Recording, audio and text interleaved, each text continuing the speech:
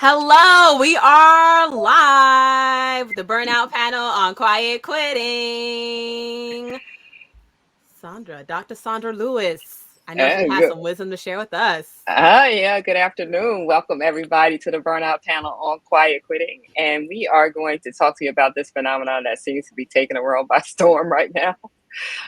There are at least two definitions of quiet quitting. One is the person who's saying, I'm going to set some boundaries. I'm not going on this like ride or die, right? Kind of focus on my work anymore. I'm going to set some boundaries around that. But then there's another group of people who seem to be really disengaging and are much more likely burning out and moving into that place where they really aren't sure if they want to be in their workplace anymore. That's the group we're going to address today, sharing with you what we think is going on with that group of people and how you might help them. So let's kick it off with our first speaker. Hi, my name is Audrey Holst. I am the founder of Fortitude and Flow and the creator of the Perfectionist Archetypes. And I help high achieving individuals and teams to rewire from toxic perfectionism into a culture of excellence. And we can't talk about quiet quitting without talking about perfectionism. These things are linked together. And in order to talk about that, we have to talk about the body because we are bringing our bodies to work every single day. There are two questions that the body is always scanning for is, am I safe? And do I belong? And this combination of perfectionism within an individual and within an organization can create a bit of a survival situation where people are showing up to work. Their bodies are feeling like they are walking into a tiger's cage every single day. Their body is getting flooded with cortisol on an everyday basis, and that is bouncing off of coworkers, and it's creating a really tough environment, which is creating those people who are starting to disengage out of survival. This is how they're going to survive this job. So some things to talk about is unrealistic expectations. That can be, again, within self and other. This is something that is in perfectionism, this feeling that it has to be A+ work or not at all. It has to be above and beyond. And these unspoken cultural rules. So you may not have it in your contract that you have to come in early and stay late, but that may be baked into the culture. So that is, again, trying to follow these very specific rules, and maybe they're written or unwritten, and having this self-identification with your job as being who you are. So not really having anything to identify yourself and your own body outside of your work, therefore everything having a really, really intense impact on you. So in order to deal with this new world, we have to figure out, okay, where is this perfectionism? Where are these threads? How can we come out of this survival situation and become more of our full selves in our work? We have to address those individual and organizational expectations and clarify them. And so it's really important to get clear on these things. And I think that Aileen is going to do a really great job talking about the values and how clarifying those can really help us shift what's going on. Thank you so much, Audrey. Hello, everyone. My name is Aileen Exmeyer. I'm a career coach and corporate wellness speaker. One-on-one, I help my clients land work that they love, and then I help employers retain that talent through providing customized corporate wellness workshops all around stress management and helping employees restore their energy so they can thrive in their jobs. And when I think about quiet quitting and burnout and the intersection here, I think, in my 15 plus years of working with people one-on-one, seeing people leave jobs both quietly and loudly, there's something really interesting that goes on. So a lot of times people end up in their professional roles either in a happenstance way. So they couldn't find a job right out of college, and then they ended up just doing something temporary, and then temporary lends itself to 5-10 years later. Or they land work that they love, but then as they grow and change as in their personal lives and their professional lives, their roles aren't reflecting those changes in values and interests in personality and in the skill sets that they want to use, not just what they're good at. Sometimes you're good at something, but you don't enjoy using it. So I like to encourage people, whether it be employers or the employees themselves, to zoom out. We don't really do these career wellness checkups. We have our annual physical exams, but we don't do this on the professional level. So I recommend that we do. And the framework that I use to examine this is VIPS. So what are your values, your interests, your personality, and your skills?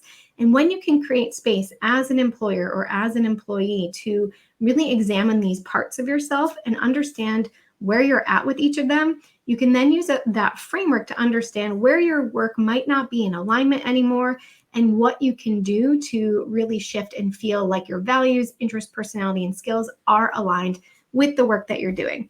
So that's a little bit of my thoughts on how we develop personally and change professionally, and how we can tinker with things to really feel more engaged in our work. I think Dr. Sharon is going to kick us off into another angle to explore this phenomenon. Thank you so much, Aileen. My name is Dr. Sharon Chrisman, and I am affectionately known as the Burnout Doc. I work with busy executives and entrepreneurs who feel burned out because their work and their lives feel like too much, and they want more time for themselves and their families.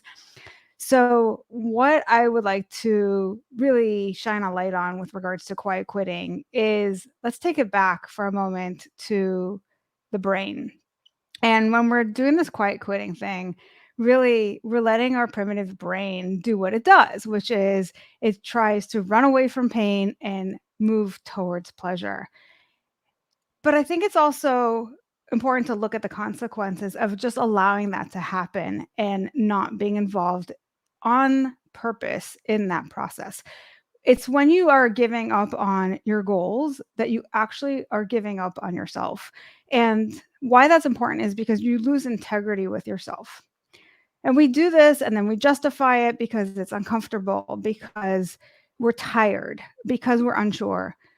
What I really would like to encourage people to do instead is to use your prefrontal cortex to manage your mind. So all of the thoughts that create the stress that make you want to run away, that you deal with that stress instead.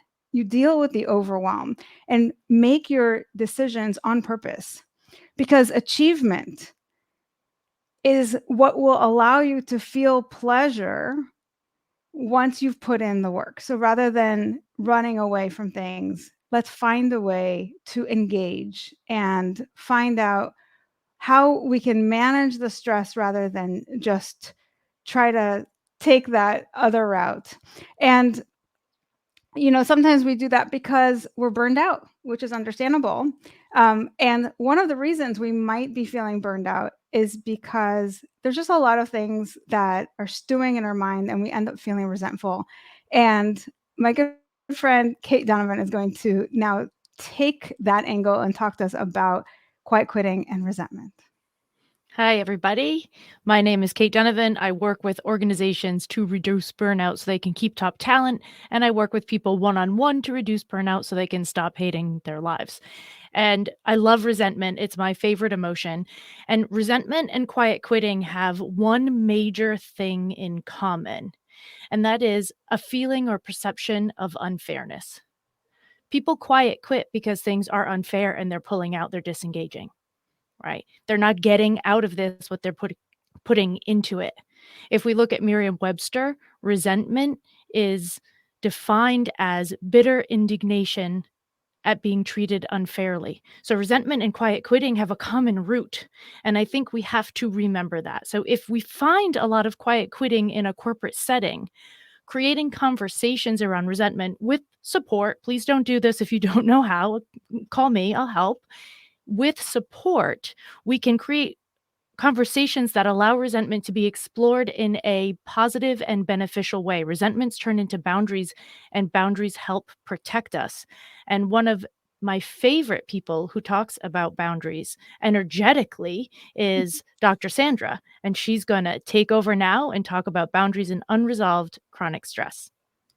Hello, everybody. I am Dr. Sandra Lewis, and I am a clinical psychologist and personal energy strategist working with women organizations to reconnect them to those resources that help them make the journey from burnout to sustainable leadership and an impact that brings them a lot of joy and satisfaction. And the thread that I've been hearing us pull on today is this thread about this nervous system of ours, and how when that nervous system gets overwrought, it's kind of like we go into survival mode. So quiet quitting, this disengagement that we see in quiet quitting, is really an example of flight or fight, right? So we're in this place of just, we have disconnected because this thing hurts, it's been unfair. It's not, people aren't recognizing me, my talents aren't being utilized appropriately. And now I'm in this situation where I feel like I need to escape. So we disengage. That's the flight response. The fight response might be more of the person who is more cynical, right? So we're in this space of unresolved stress. But when we disengage, it's like we remove ourselves from the interaction with the stressor itself, the lack of recognition or those kinds of things. But we still have the energy going in our body, and our body's stuck in that mode. So one of the things that we have to begin to do is to reset our nervous system. Our nervous system is stuck in that place where we can't get anything, we can't even access our mental capacity to make a decision that might bring us to a better place. So the first thing is to start with regenerating and rejuvenating the nervous system so that then we can start to hear our creativity again. We can start to think about building, we can get to our mental energy, that energy that allows us to think to, what can I do in this situation? What are my options? We can get back to our emotional energy, that ability that we have to actually navigate through stress and see a reasonable solution, and to connect with those resources, as Kate just mentioned. Connect with the resources that you need. And we've talked a lot about the individuals, but we also need the managers to help us. So Vanessa's going to talk about how leadership can take a part in ending quiet quitting. Yes, yes, yes. And thank you, lovely panelists, my lovely peers, yes, for those insights. So these 3 R's that I'm going to share with you right now is from helping my clients reduce their turnover, shut down their staff's nonsense, and retain their employees while they have been able to lead their teams of employees in their brick and mortar shops and restaurants. So these 3 R's to ensure that you no longer have to deal with quiet quitting on your team. Because yes, let's say you are that individual that, you know, has dealt with quiet quitting for yourself, but you might be watching also as a leader of a team where you're thinking to yourself, how do I ensure that this doesn't happen again? So 3 R's, 1 being rewards. So you want to ensure that you are acknowledging the great work that your employees are doing. This doesn't have to be a $5,000 gift card to Best Buy, though we would all appreciate that. Yes, right? Absolutely. But this could even just be a simple thank you. Some of you love telling your employees what's wrong, and you justify it by saying preparing them for a hard not life, but really you're preparing them to quietly quit. So let's ensure that you are at the very least saying thank you, acknowledging them for their great work and doing those rewards. Number 2, refreshments. And I don't mean appetizers, but hey, free delicious food. Let's go. By refreshments, I mean hosting regular team check-ins. They can be monthly, they can be quarterly, but team meetings where you are realigning with your team about your company's culture, mission, and vision. And last but certainly not least, the 3rd R, recreation. So recreation meaning have fun. Help your employees have fun with each other, right? With you and the team. A holiday party goes a long way. But even my client recently hosted an end of summer celebration at the wine bar. She didn't think anyone would show up. And turned out only 1 person missed. The other 11 employees actually came off the clock. They weren't paid for it. They came to work, essentially to the workspace voluntarily, just to have fun and enjoy. So whether you're leading an entire business or you're leading a team in a department, or you're about to become a leader and you want to do it better than your current boss is, remember rewards, refreshments, and recreation. Quiet quitting is preventable. Now, at this time, we would love to open the floor to any questions that you may have for us. I see we have a question here in the comments that we would love to address at the moment. Let me pull that question up here. So Olivier asked us, is quiet quitting the response of employees to cope to their job rather than to apply the great resignation? So let's go. We can go round the room here. Who already wants to begin and start? And we can just go around the room. Is quiet quitting the response of employees coping to their job rather than the great resignation? Kate. I write about this a lot because I think that quiet quitting is a coping mechanism for burnout when it is used not as a choice, but as a natural reaction. So I think we have to separate choosing quiet quitting to protect yourself and quiet quitting because you're so burnt out that you have no other choice and you're just trying to make it through your day and not get fired.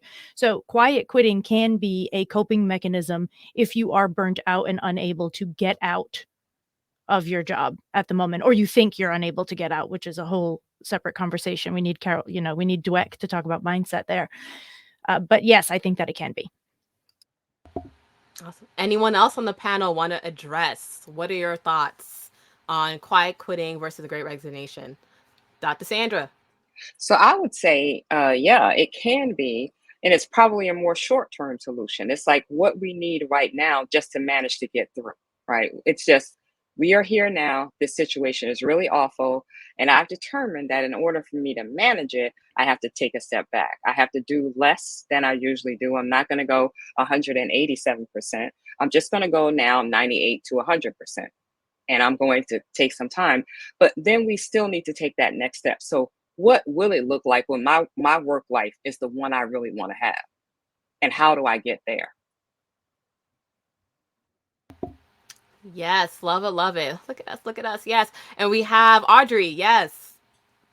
Yeah, I think that this is one of those things where it's like the all or nothing mindset. Either you're in it 3,000,000,000% or you're completely disengaged in it. And there's this inability or just this lack of skill for a lot of people to figure out how to exist in that middle space. Like people were talking about engagement versus disengagement, or making a choice versus feeling like there is no choice. Like what's your body's perception of a situation? What's your mind's perception of a situation? So this is like the conversation of teaching people and giving people the skills in order to exist in that middle ground where you're not completely disengaged and fleeing, but you're also not, it's or not throwing yourself at your work 24 hours a day and feeling like you were identified with that. So that's really the conversation we're having right here, is how do we get more people exposed to this kind of work that exists in that in-between space?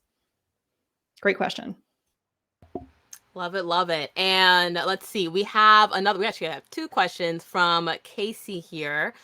She shares, it'll be too long for the screen, but here we go. I'm reading in some global surveys that empathy is the #1 most valued leadership attribute at this time. #1, what are some actionable concrete steps that leaders can take that show they are empathizing with their team members? And then 2, how can I, as a stress team member, find my own agency in this crazy world? So I can address the first question, and feel free, peers, to also add in. And then we can go into #2 as well from the individual perspective. So in terms of Casey, for your first question, what are some actionable concrete steps that leaders can take to show that you're empathizing with your team members? And I would say in terms of, I'll go back to the rewards perspective and also with the recreation. So when it comes to the rewards, it's helping your team member, being the leader that acknowledges your team member for the great work that they did, right? Because it's very easy to say, oh my God, like, they give you a piece of paper, they finish some, planning something out, and you're like, okay, they planned that thing. But in their mind, they're saying to themselves, I spent weeks on that. I spent months on that. How could you not give me a thank you? How could you not give me a reward? How could you not acknowledge me in front of the team for the work that I did, right? And so it's appreciating and acknowledging the work that they put into all the steps that they did to, get done whatever that they wanted to do. That is going to go along with that empathy. And the second thing is also, people have lives. So being a leader that understands that your employees have lives, right? And your employee, just as you are perhaps a stress team member for your own leader, your own boss, right? They may be in that same position for themselves too, right? And so how can you ensure that, we're going to go into my lovely friends here about to go, drop some knowledge on how you as a stress team member can find your own agency, but just being aware that your employees are people too, just as you are, and ensuring that you are just showing up and acknowledging and being aware of the work that they're putting in. It goes such a long way. Second question, how can I as a stress team member find my own agency? Oh, Aileen and then Dr. Sandra. I think a lot of what we've touched on and talked in depth about today is that stress response. And so I think most people, especially when you're in that constant state where you're potentially burnt out and you just feel like you're wanting a sense of control, you said, we have more control over how we feel in our minds and bodies than I think many of us know and recognize. So my recommendation is, what do you already know that helps you turn that stress response down? What helps ground you, nourish you, get you into that prefrontal cortex, like we talked about, and out of this survival mode? I guarantee you, for most people, they know these things and that they just aren't doing them as much as they want to or could. And it doesn't have to be, this 2-week vacation every month or whatever it might be, although that sounds lovely. And maybe that is the thing for you. But sometimes it's truly just creating some space to be versus to do, taking some deep belly breaths. So all of these simple practices can really be incredibly impactful for helping center yourself. And then the more you do that, the more you realize you do have control And you can integrate some of these practices anywhere, anytime, and then feel like you can see the world from a clearer lens. So that's part of my take on that. And I just think also the empathizing leader, right? This kind of empathy, that's really about this whole skill that people call emotional intelligence, or, again, what our brain does, right? Mirror neurons. We see someone having an experience and our brain actually responds as though we're having that experience. So when a leader can know and read their own bodies and how they're responding when they're in the room with someone, and they can also notice what's happening with people, then they can begin to be more empathetic. They can also be more empathetic by just practicing mindful listening, making sure that they're understanding what the person actually said to them. Because sometimes people answer a question for us and we already have decided what we think the answer is, and we're running with that. We haven't really listened to them. So we want to first slow ourselves down enough to really hear what people are saying and hear those little clues that I'm burned out. I really need some support. I really need help. Yes, Dr. Sharon. So just to continue what everybody's been saying, I think it's really important. If you are a leader of a team, until you work on your own stress, it's going to be really hard for you to show up in your best form. And the other thing I think is interesting is, we're talking about empathy and how that's the number one most valued leadership attribute. And I think it's also important to consider the difference between empathy and compassion, because sometimes when we're empathetic, by definition, we're kind of feeling other people's emotions. And sometimes if they're stressed, then we start to feel stressed, and then we're not able to show up and lead them. So as an alternative, think about how to be more compassionate around what they're feeling once you've taken care of your own stress. And that means that you understand that they're having a hard time, but you're not necessarily feeling all of their emotions. And that allows you to show up as that leader from a place of strength, as opposed to now we're all in it together in this mess of stress, So it's just a way of kind of stepping back and maybe zooming out. And I think a lot of this comes from working on yourself first and foremost. And Kate. Throw in Yes. just one last thing. Dr. Kristen Donnelly, who's a multi-time TEDx speaker and a fellow speaker friend of ours, of the groups, did a huge amount of research into empathy, into the definitions and the core of the word. And what she found out was that underneath the word empathy, actually all we're looking for is understanding. The word understanding is the only commonality between all of the definitions of empathy. So if leaders need to be more empathetic, then they need to look to understand. Wonderful, wonderful. So we have Megan says, really nicely said. We have Kristen who mentioned this is awesome. Yes. We have Casey who says, y'all rock. Well, it's been our pleasure definitely to be here on the Burnout Panel. We'll be here every month live on LinkedIn with different topics. And I'm going to pass it off here to Audrey to close us out. Yeah, so it's so great to be able to hear everybody in like such a short little segment. And basically you can take this as we're like a flight of tasters where you got to have a little tiny taste of everybody's perspective. And it was delicious for me, just even being on this panel, having like these little tastes, and there you can see where the commonalities and where the specific areas of expertise that everybody has, and what a huge value that could bring to have all of these voices be heard by your organization. Like imagine that your organization gets all of our voices and all of this information in a package together. That's that's really an amazing thing. Like I'm excited just talking about it. So we're going to drop a link in the chat where you can check it out. It is just a way to contact us, gives your information, your name, organization need, or if you are thinking of an organization, you're like, oh my gosh, they need this work. They need this work.